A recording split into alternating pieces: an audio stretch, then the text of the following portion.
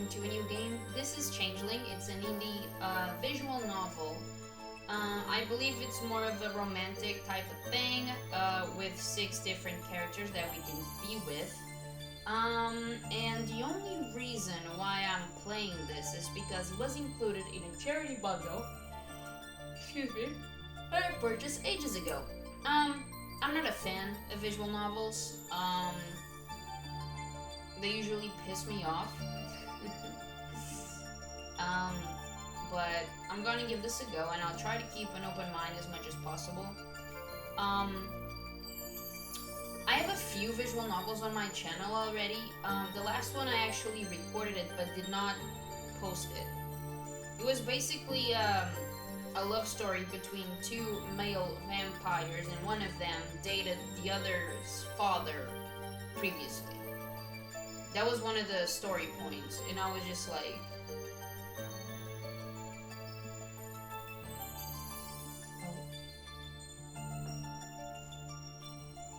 what? That's just creepy. Like, that's just, oh my goodness, hell no. Hell no. So basically, you were dating your ex-stepfather type of thing, and yeah, no, I'm out. I'm out. I did finish it because it was like an hour and a half of gameplay. And actually, throughout the entire game, you only had 2 choices. In an hour and a half, I had 2 choices that affected the story. And that's my main issue with visual novels. Either the choices you are given don't make sense at all, like Seal It with a Kiss, I believe that's the name of the game. No, Wrapped with a Kiss? Is that... Fuck, I think that's Wrapped with a Kiss or something like that. Or there's so little choices that you're just, well, reading. And I get it, like, visual novel, right, but I'm looking for games, not books, if that makes sense. Anyways, let's just jump into it, and as I've said, I'll do my best to keep an open mind and hopefully enjoy it. First name. Can I... Yes. Last... Yes! I have no... Okay, now the story begins. Get our Shane. Okay, I like that. Thank you. That is a plus. Thank you, thank you, thank you. When I was little, I dreamed of being carried away to a far-off land. It was a recurring dream of flying through the air, surrounded by softly singing voices. Back then, I read book after book of old fairy tales in my grandmother's study, the kind where good children didn't always make it out of the dark swamp unscathed, and sometimes the goblins won. During the day, I would run through the forest by our house and pretend the stories were real.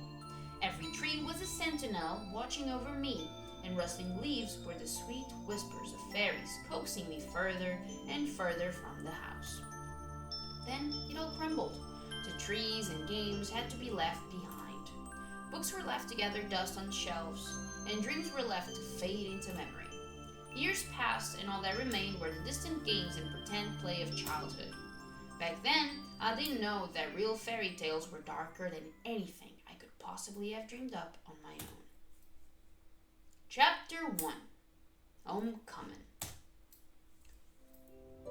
We had nearly reached the new house.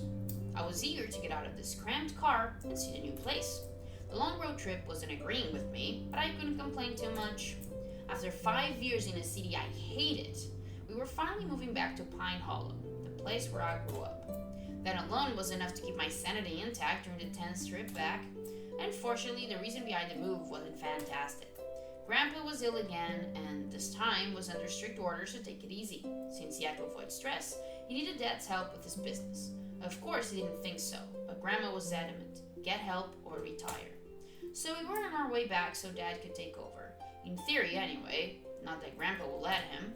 In any case, Dad wasn't too happy about leaving his current job or house in the city behind, much less moving back across state lines to the previous home. though. Sorry. I miss Grandma and Grandpa. I miss the trees and the looming embrace of the mountains that made Pine Hollow feel enclosed and protected. I miss my best friend. What I wouldn't miss was the stifling humidity of the city, the constant smell of hot rubber and car exhaust. Not to mention the lack of stars and the way rain made everything smell like rust instead of warm earth. It wasn't all terrible. The parks were pretty and being nearer to the water had been fun. School hadn't been awful. I was hardly a loner girl skulking in the corners. I've had friends, and I wouldn't miss them. But Allie wasn't just a friend. She was practically family. No one in the city could compare with that. And the city had never felt like home. I smiled slyly as the scenery beyond the car windows became more and more familiar. My tiredness faded to excitement. Spencer. Are you my brother? This new house isn't that far from the old one, is it? They're only a few miles apart. This one's a different neighborhood, though. Lots of trees, very wooded. I think you two really like it after we get settled in. I think the dad is adopted. Dad said that, but from the look on Spencer's face, I didn't think it was true. Not for him anyway. Dad pointed to a small forested mountain a few miles ahead. The neighborhood is nestled right at the foot there and winds up at the slope. It feels rural, but it's within walking distance of the town square. I was glad that it didn't look like much development had happened in the years we'd been gone. In fact, it didn't look like much had changed at all. So much forest, I almost forgot what it was like. Looks easy to get lost in. I gave him a sharp look and found him staring at me in that disquieting way he'd picked up over the last few years. He was already trying to start a fight about that. I quickly looked away and willing to give him the satisfaction. Another thing I missed was me and Spencer being close. Like everyone seemed to think twins ought to be, but I didn't think that just moving back to Pine Hollow was going to fix that though. Not with jabs like that aimed at me. Let it go already. No one is going to get lost, and I want you both to give me your word you'll be careful in the forest. I don't want to have to ban you from hiking. Ugh, and now Mom was starting too. I slumped back in the seat, watching the kaleidoscope of fall colors slide past. I had expected that issue to be brought up now that we were moving back, but I hadn't expected to start getting lectured before we even reached the new house. The realtor said there are trails, but you know that probably means animal trails, not actual hiking trails. Can be dangerous if you aren't careful. We're not little kids anymore. There are lots of coyotes here, and cougars, even bears. There's also a pretty deep ravine in the woods behind the house from what I understand. We just want to make sure everyone stays safe. Now that we're back, we don't want... Geez, it's been 5 years. I couldn't entirely blame everyone for their uneasiness about the whole thing. The disappearance 5 years ago. My disappearance 5 years ago was the reason we moved in the first place. Not just the disappearance itself, though. I'd been gone for more than a week and that had definitely caused some drama. There was the issue of how I just showed back up. The other things that happened around that time. 5 years later, my family was still shadowed by the repercussions of what happened back then. Of course, I wanted them to move on. Everything back then had been my fault. Not just the drama the family had endured as a whole, but also what had happened to Spencer. Those weren't wounds that would just heal overnight. Not the emotional ones, not the physical ones, and definitely not the one inflicted on our relationship. And no amount of apologizing had ever helped. That turning onto a quiet street that wound up its way up into the trees. A few rooftops spoke through the foliage. It was a great neighborhood that reminded me a little of where we'd lived before.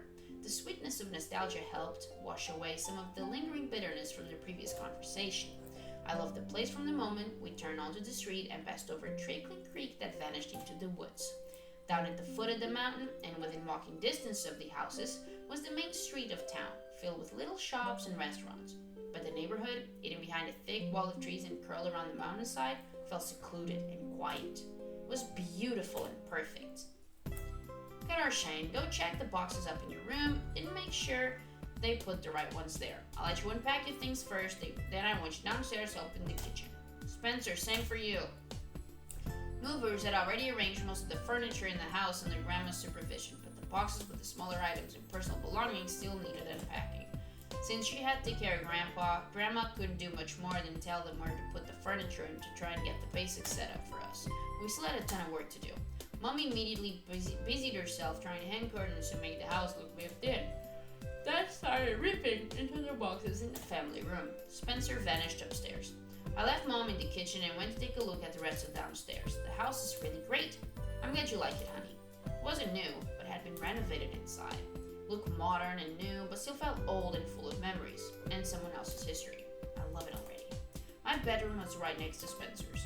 The only thing separating them was a small shared bathroom. That was going to be so much fun. He tended to act like any intrusion into his personal space with a huge affront, so I had to walk on eggshells if I didn't want to fight with him. I can only begin to imagine his whining about having to share counter space with all my icky girl things like a hairbrush and hand lotion. The horror. That aside, my room was pretty nice. It was bright and airy, and I loved seeing my things already put exactly where I'd have put them anyway. Looks like Grandma even got my bed ready. All I had to do was unpack the rest of my personal stuff. I started with my school things, pulling the tape off one box to get at what was inside. Suddenly the door to my side of the bathroom burst open.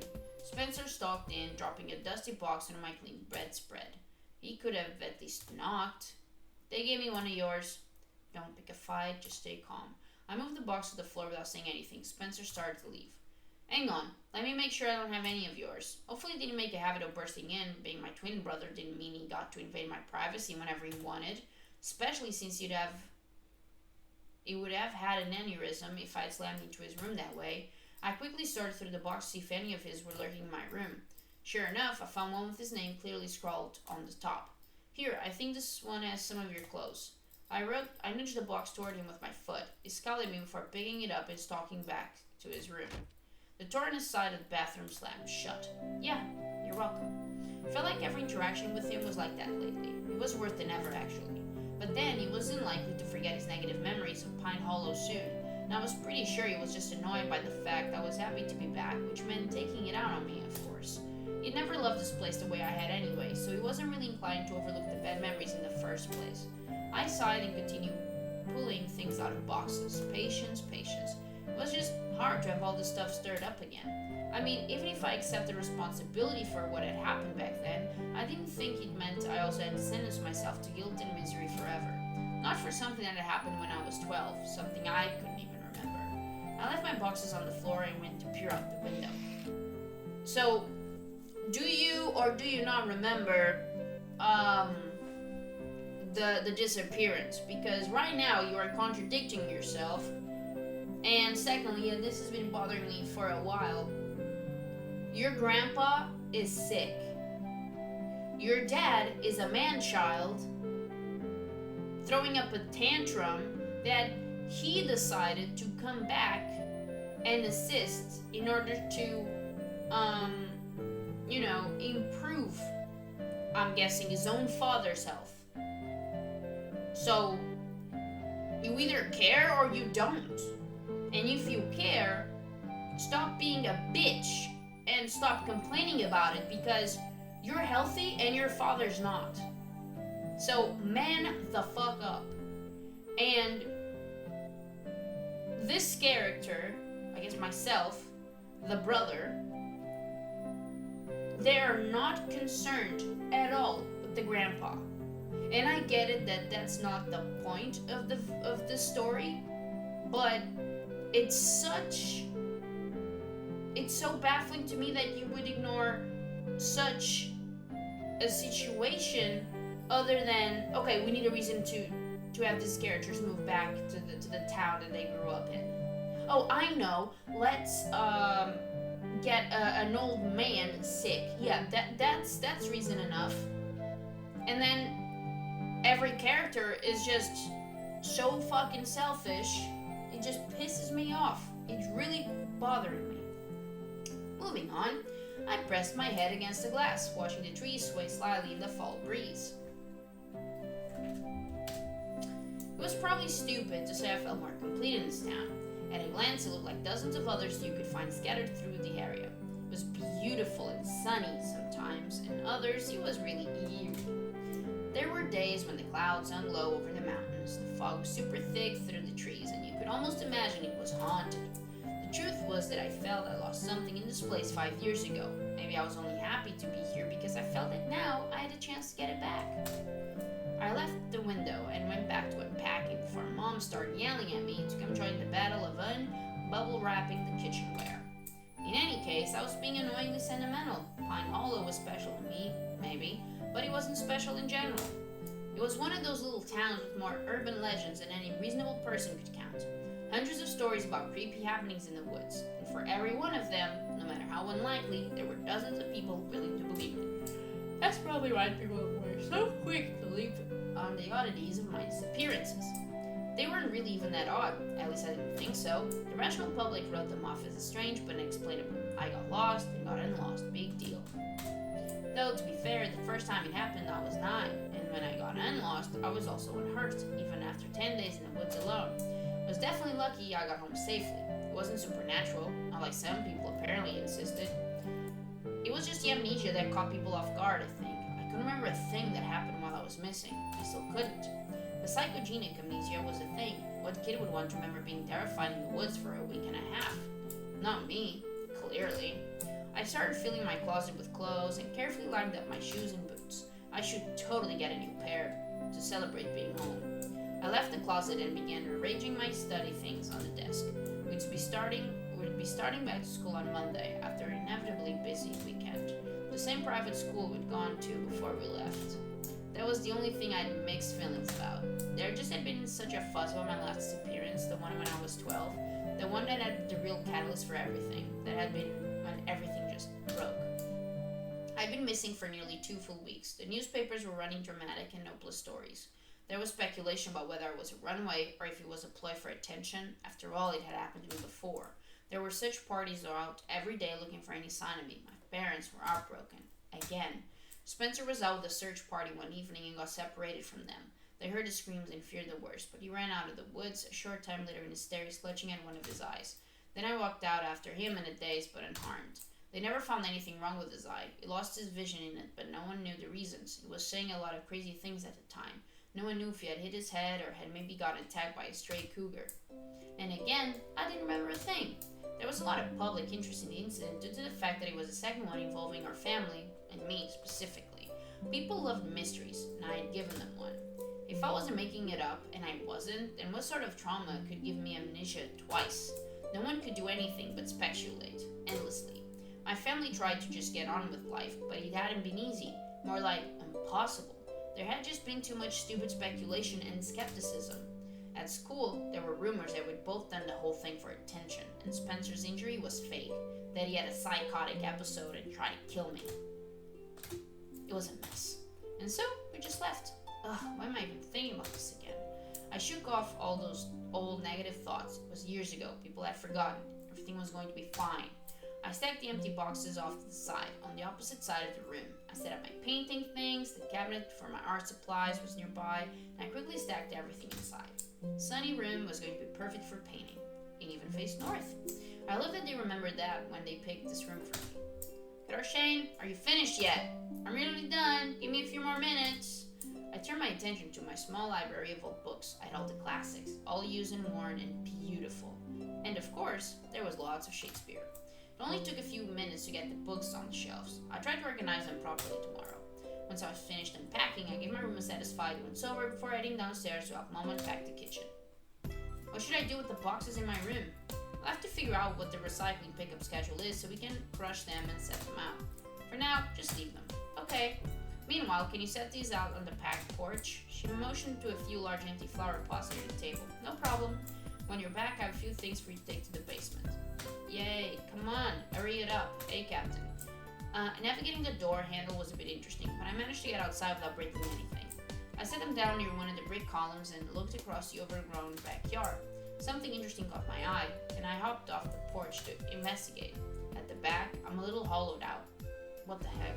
At the back, in a little hollowed out area near the fence, a large ring of white mushrooms with round caps. A fairy ring! I smiled as I crouched down and poked one of them. We had one of our last house too. Dad tried everything to get rid of it, but he was very persistent. No matter what he treated it with, it would always come back. He wouldn't be happy about it for some reason. I liked having it there. I smiled slightly, remembering playing with Spencer in our previous backyard. We played tag, and whoever made it inside the circle first would be safe. Or we'd lay inside and pretend we could see the fairies dancing on the mushroom tops or playing in the tree branches. I took a long, deep breath. I'm so glad to be back. What are you doing out here? I sighed and stood, carefully brushing off my jeans. Why does he always have to sound so angry? Mom has more work for you to do. You know, if you have time between daydreaming and commuting with nature, is it possible for you to speak to me like a human being? You would be if I was sure you were a human being. I hated the way you always said things like that with a completely straight face. Ha ha. Very amusing. I assure you that sisters are, indeed, human. Brothers, however, I'm not sure about. Normally one would assume he hadn't mean it literally, but I could never tell him. Just get back inside. As he turned away, he snapped a foot out, kicking over a few of the mushrooms.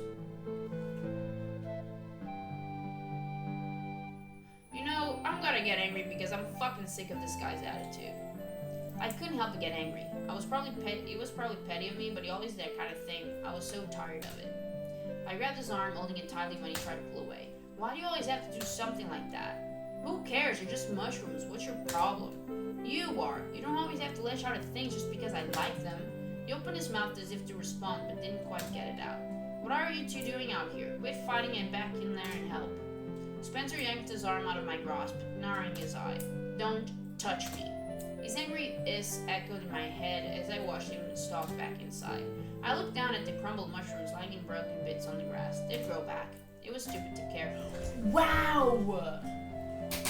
Wow! Okay, oh my god, wow.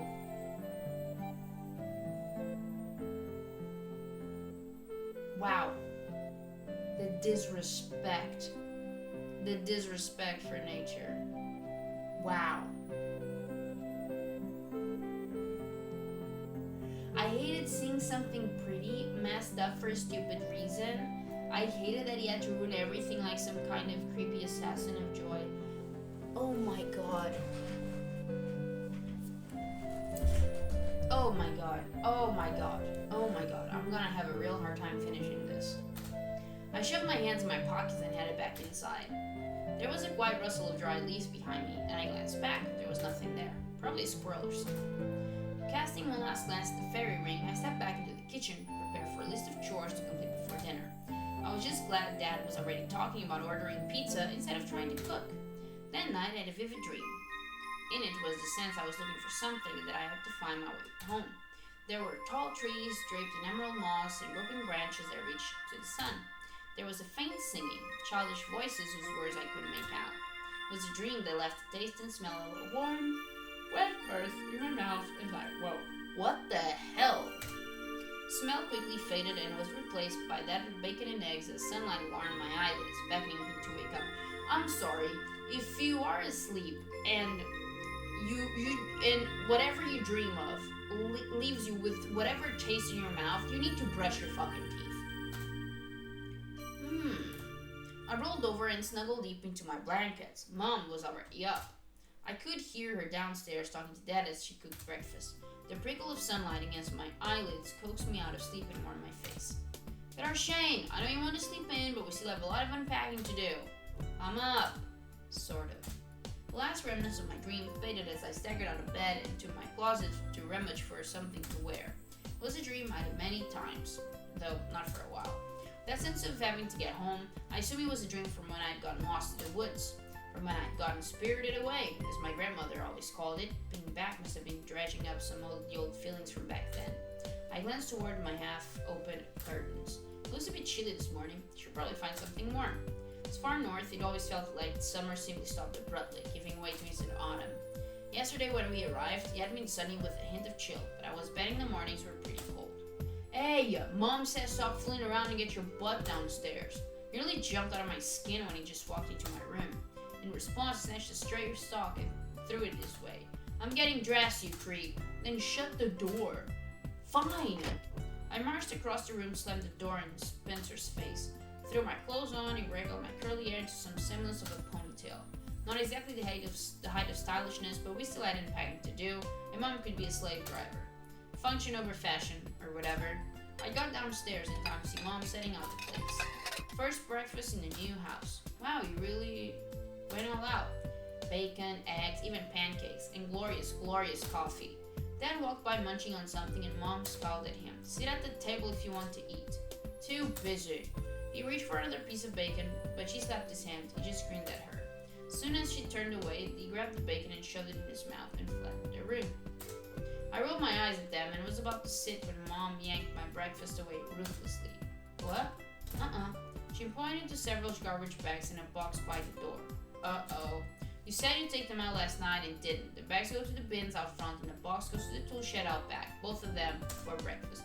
Mom, I'm hungry. I crave sustenance. I made sad whining noises and pawed at her from my plate. She wasn't buying it. Spencer swung by the table and took my plate out of her hand, snatching a slice of bacon off it and shoving it in his mouth. Like father, like son. Thanks, Mom. Looks delicious. That's mine, just so you know. He sidled past me, holding the plate just out of reach. There's plenty of food. Take the trash out, then you can eat. You are so mean, all of you. It was useless to argue. I already knew that. I sighed and trudged to the door, fumbling with a pair of flip-flops there before picking my poison and heading out. I hope you know that this is cruel and unusual punishment. It's not punishment, just fulfilling obligations. Cruel! I barely got the last word in before the door slammed shut. She was big about obligations and responsibilities, but considering that Dad was much worse, I probably shouldn't complain. I headed down the short drive to where the jumbled bins were sitting just behind the mailboxes. It was a gorgeous, crisp fall morning. Chilly, but invigorating. And it was a real shame I was going to spend cleaning it and packing when I could be contacting Allie to hang out. We hadn't seen each other in 5 years, so I was really looking forward to catching up. I just hope I'd at least have time to call her later in the day. I was in the middle of dropping the bag into the green bin when a loud crash followed by a few desperate curses came from just over the wooden fence. More crashes and what sounded like scattering cans and plastic bottles ensued. We hadn't met the neighbors yet, so I wasn't sure I wanted to go poking my nose over the fence, but it sounded like someone was having some major issues over there. Oh, no! There was the sound of scattering trash again. I tossed the bags in the bin and slammed the lid shut before taking a peek around the side of the fence. There was a boy about my age riding several garbage bins and nicely picking up scattered paper and plastic before shoving them in a blue container. Need a hand? I clearly started him in a rather spectacular display, jumped nearly a foot in the air and somehow ended up on his butt on the ground. He stared at me with a pale green eyes. Okay, weird eyes. He jumped to his feet, snatching a plastic bottle of the grass as he did so. No, I got it. I just gotta pick everything up. He dropped the bottle into the recycling bin, giving me an embarrassed smile. He sort of attacked when I was bringing the trash out. Fair enough. I've waged epic battle with many a trash bin myself. They're a terrible enemy, to be sure. Oh yeah, especially the blue ones. Have to watch out for those. They get me every time. Ha ha ha ha ha. So, you're one of the new neighbors? Guilty as charged. I'm not quite charitable enough to take the trash out for complete strangers on a Saturday morning. Nice. He gave me a quick look up and down. He immediately turned around again and rubbed the back of his neck as he bent to pick up more of the scattered trash. I mean, it's nice to have someone my age move in instead of just weird old people or something. Okay, so he seemed nice. The purple hair was cool. I didn't mind the piercings either. I grinned slightly. Yeah, no weird old people over here. Oh, by the way, I'm Elliot. I'm Cata or Shane. Cool, Cata or Shane. I'll totally remember that. Cata or Shane. He murmured my name to himself a few times as if trying to memorize it. So, awkward silence descended. Introductions were always so weird. Where are you guys moving from? Oh, just out of state. We used to live here a few years ago and just came back because my grandfather's sick. Sorry to hear that. Well, it's a bit better than he was, so it's okay, but we just wanted to be closer to them because of it. Makes sense. He gave me a sidelong look. So, starting school here soon then? I mean, you're still in high school, right? For another year. I'm a senior. Cool, same here. Our brother's a senior too. Oh, so you're like twins or something? Yeah, lucky for you, I'm the nice one though. So your brother's the evil one? Sadly, yes. Spencer is evil. Ah, cool. Well, I mean, it's not cool that your brother is evil, but it's cool that I lucked out and met the good win. I have a stepsister. She's also kind of evil. Ooh, an evil stepsister. That's pretty classic. Between you and me, we should probably make sure they never meet. The world would definitely be in peril. I bent down behind one of the bins to pick up some of the things he hadn't grabbed yet, smiling slightly. Oh, you don't have to do that. I don't mind. I liked him. He had a cute smile. Hey, Mosey. I heard the voice and decided to pop my head up and see who was talking. That idea. Watch out! I barely even saw the football coming before it bounced off my head. Holy, what? I was pretty sure I actually saw stars. My legs buckled and I immediately felt Elliot grab me around the waist to keep me standing. Whoa, God, are you okay? His voice was right next to my ear. I could feel his breath ghosting across my cheek. Rapid footsteps sounded across my yard. I am so sorry, I didn't realize there was anyone else over here. No, it's okay. I've always wondered what it would be like to have my brain knocked loose. It's quite free. That's quite an arm you have. The new guy laughed awkwardly. I'm so sorry. Are you okay? Should we help you inside? It wasn't exactly terrible being held by Elliot, but I decided I should probably pull away and try to stand on my own. I shook my head, trying to rid myself of the blurred vision. Nah, I'm good. Awkward silence standing before Elliot laughed nervously. That was kind of amazing. I laughed, then winced and reached up to touch the bump forming on my head. Ow. Let me look. I turned toward him, letting him examine my forehead while I stared at the strange eyes. They were such an odd shade of green. I wondered if they were contacts. Couldn't imagine anyone having eyes that color naturally. Well, you have a bump. Is that the official diagnosis, doctor? You should go put some ice on it. Man, I'm so sorry. I feel terrible. It's fine, really. Blame it on my utterly bad timing if you want. I'm Danny, by the way, king of terrible first impressions. It's a pleasure to meet you, Your Majesty. And by the way, Mozzie? Dumb nickname. I blame my stepsister. Just ignore it. What are you even doing up this early? I don't usually see you before noon. If I don't come over and drag you out of bed, which is what I was about to do, by the way. A night owl? You could say that. He rubbed the back of his neck again. Cute. He seemed to do that a lot when he was embarrassed. I'm not much of a morning person either, right? Mornings suck. Too bright, too early. I like mornings. The only good thing about mornings is coffee. Cata, Shane, can you stop flirting and get back in here to carry the rest of the crap out back? I fidgeted at the sound of Spencer's voice and shot a glare at the house, just in time to see his auburn curls vanish back inside. The evil twin? Yes, unfortunately. We're still unpacking, so I should head back in. It was nice to meet you both. Hey, where are you going to school? We're both at Stone Circle Academy, but we'll see you there? That's right. We'll be starting on Monday, so I'll definitely see you there. Nice. Don't forget to put ice on that. I waved at them both and headed back inside. I glanced back once and saw Danny elbow Elliot and say something to him. Elliot turned red and shoved Danny's shoulder. He caught me watching and waved sheepishly. I waved back and went inside laughing. Mom made a bit of a fuss over the bump on my head and insisted on a nice bath while I ate breakfast. But by the time I finished, she was already dictating a list of chores I had to take care of when I was done. It was going to be a long day. Whew. Alright. I'm going to, how do I save? Save. I want to save too. Alright guys, so I'm gonna, is it menu? Menu. Yeah. Alright, so, I guess I'm gonna be doing one episode per chapter. Whew, this was rough.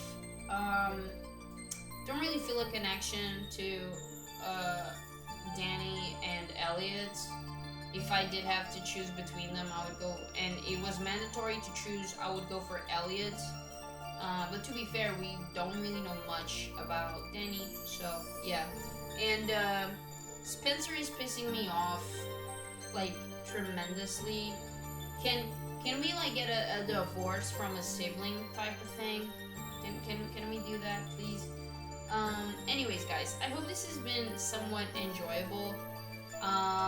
And yeah, I'll see you soon.